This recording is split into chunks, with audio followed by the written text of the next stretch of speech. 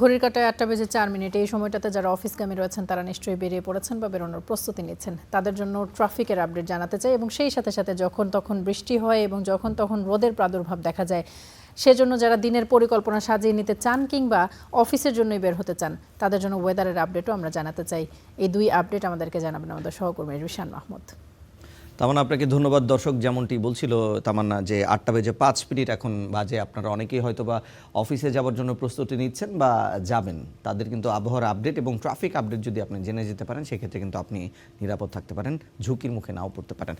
একটু জানবো আজকের এয়ার কোয়ালিটি ইন্ডেক্স আসলে কি বলছে। এয়ার কোয়ালিটি ইন্ডেক্স যেই তালিকা আসলে প্রকাশ করে প্রতিটি মানদণ্ড দিয়ে, আমরা দেখতে পাচ্ছি আজকে পৃথিবীতে সবচেয়ে দূষিত শহরের তালিকায় প্রথম অবস্থান করছে লাহোর, অর্থাৎ পাকিস্তানের লাহোর। 2 নম্বরে রয়েছে দিল্লি, 3 নম্বরে হচ্ছে কাঠমান্ডু এবং 4 নম্বরে আমরা দেখতে পাচ্ছি জাকার্তা ইন্দোনেশিয়া, 5 নম্বরে চিলি, 6 নম্বরে উগান্ডা এবং 7 নম্বরে কায়রো। বাংলাদেশের অবস্থান যদি আজকে ঘুষতে চাই আমরা দেখতে পাচ্ছি বাংলাদেশ কিন্তু আজকে টপ 10-এর মধ্যে নেই এবং সেটি কিন্তু একটা যেমন ভালো খবর এবং সেই সাথে আমরা চাই বাংলাদেশের আবহাওয়া সব সময় যাতে এরকম হেলদি থাকে এবং আনহেলদি কখনোই যাতে না হয়, সে বিষয়টি আসলে মাথায় রেখেই আমাদের চলা উচিত। তারপরেও বলে রাখবো যে এখন যখন তখন আসলে বৃষ্টি হতে পারে, সেক্ষেত্রে আপনি যদি একটা বাড়তি ছাতা ব্যবহার করেন বা আপনার সাথে রাখেন সেক্ষেত্রে কিন্তু আপনি যে কোনো দুর্ভোগ থেকেই আপনাকে মুক্ত রাখতে পারবেন। আরেকটি বিষয় একটু মনে করে দিতে চাই, যারা আসলে ড্রাইভিং করেন বা আপনার পার্সোনাল ড্রাইভারও থাকতে পারে, তাদেরকে একটু অনুরোধ করা যে যখন বৃষ্টি হয় তখন রাস্তার পাশে, আইল্যান্ডের পাশে জমে থাকা পানির কারণে আপনি যদি খুব সজোরে গাড়ি চালিয়ে যান তাহলে বিপরীত পাশে বা রাস্তার ফুটপাত দিয়ে চলা অনেক মানুষই আসলে দুর্ভোগে পড়তে পারে। আপনার এই চাকার পানি ছিটিয়ে তার পোশাক নষ্ট হয়ে যেতে পারে এবং তিনি কিন্তু একটা দুর্ভোগে পড়তে পারেন। হয়তোবা তিনি অফিসে যাচ্ছেন, হয়তোবা কেউ ইন্টারভিউতে যেতে পারে বা যে কোনো গন্তব্যে তারা যেতে পারেন। তো সেই বিষয়টি মাথায় রেখে যদি যারা চালক আছেন তারা যদি ড্রাইভিং করেন সেক্ষেত্রে কিন্তু আপনি আরেকজনের উপকারই করছেন একভাবে।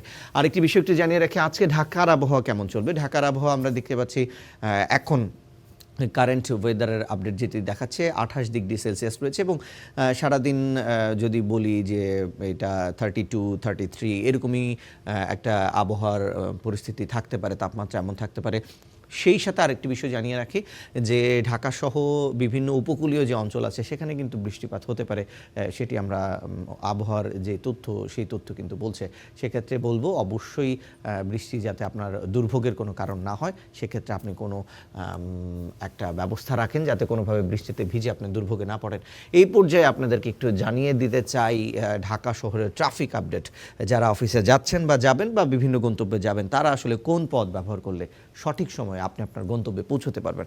আমরা যদি একটু খেয়াল করি, প্রথম দিকে একটু খেয়াল করতে চাই ঢাকার যেই আপনার এন্ট্রি পয়েন্টগুলো আছে, এন্ট্রি পয়েন্টগুলো যদি আমরা খেয়াল করি, আমরা যদি একটু যাত্রাবাড়ির দিকে খেয়াল করি, যাত্রাবাড়ির দিকে দেখতে পাচ্ছি যে এই এন্ট্রি পয়েন্টে কিন্তু যারা আসলে ঢাকায় প্রবেশ করবেন তারা কিন্তু একটা যানজটের সম্মুখীন হতে পারেন। আমরা দেখতে পাচ্ছি এই যে দেখেন পুরো যাত্রাবাড়ি বাস স্টপেজ এখানে কিন্তু পুরোটাই রেড হয়ে আছে। এই রেড মিন্স আপনার কিন্তু ব্যাপক সময় লাগতে পারে এই 4 রাস্তার মোড় এই সিগন্যালটা ক্রস করতে।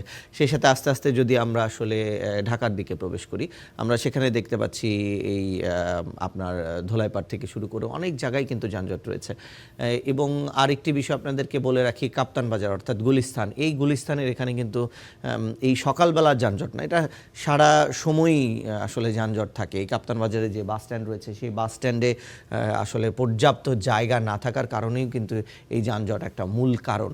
এবং সেই সাথে আমরা দেখতে পাচ্ছি গুলিস্তান শপিং কমপ্লেক্সের এখানে কিন্তু আজকে যানজট একটু কম আছে, সিদ্দিক বাজারে এখানে যানজট আছে। আরেকটু আগালে আমরা দেখতে পাচ্ছি যে আমাদের গুলিস্তান স্টেডিয়ামের এখানে যানজট রয়েছে। প্রেস ক্লাব এর সামনে যেই মোড়, এই মোড়ে কিন্তু আমরা একটা যানজট দেখতে পাচ্ছি এই প্রেস ক্লাবের সামনে। এছাড়া বায়তুল মোকাররম মসজিদের সামনে একটা ব্যাপক যানজট রয়েছে, কিন্তু মতিঝিলের দিকে কিন্তু যানজট একেবারেই নেই আমরা যদি সেটা খেয়াল করি। আজকে আরেকটি বিষয় আপনাদের দেখায়, টিএসসিতে কোনো যানজট নেই, নীলক্ষেতের ওদিকে একটু যানজট দেখা যাচ্ছে। কিন্তু আরও যানজট আমাদের চোখে পড়ছে, সেটা হলো যারা এলিফ্যান্ট রোড থেকে যারা আসলে শাহবাগের দিকে আসবেন সেক্ষেত্রে কিন্তু একটা বড় ধরনের যানজট রয়েছে। আজিজ সুপার মার্কেটের এখান থেকে একেবারে শাহবাগ পর্যন্ত কিন্তু একেবারে রেড হয়ে আছে। আবার যারা শাহবাগ থেকে কারওয়ান বাজারের দিকে যাচ্ছেন এই শাহবাগ মোড়ে কিন্তু একটা ব্যাপক যানজট রয়েছে।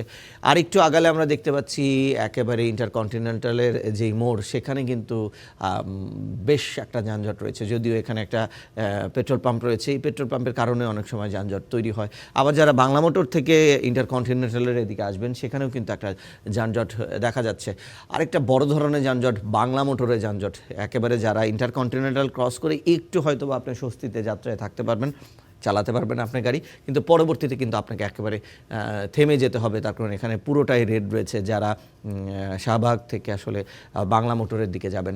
আবার যারা মগবাজার থেকে বাংলা মোটরের দিকে আসবেন সেক্ষেত্রেও কিন্তু তীব্র যানজট রয়েছে। আবার এটাও আমরা দেখতে পাচ্ছি যারা কারওয়ান বাজার থেকে বাংলা মোটর আসবেন সেখানে যানজট রয়েছে। যারা আপনার একেবারে আপনার সময় টেলিভিশনের পাশ দিয়ে যে রোডটি বেরিয়েছে এই রোড থেকে বাংলা মোটর আসবেন সেখানেও কিন্তু যানজট। এবার কারওয়ান বাজার মোড়ের দিকে যদি আমরা চোখ রাখি সেখানে এই যানজটটা চিরাচরিত একটা যানজট। বসুন্ধরা সিটি সামনে থেকে যে যানজট তৈরি হয়েছে সেটি কিন্তু আপনার ভোগান্তির কারণ হতে পারে।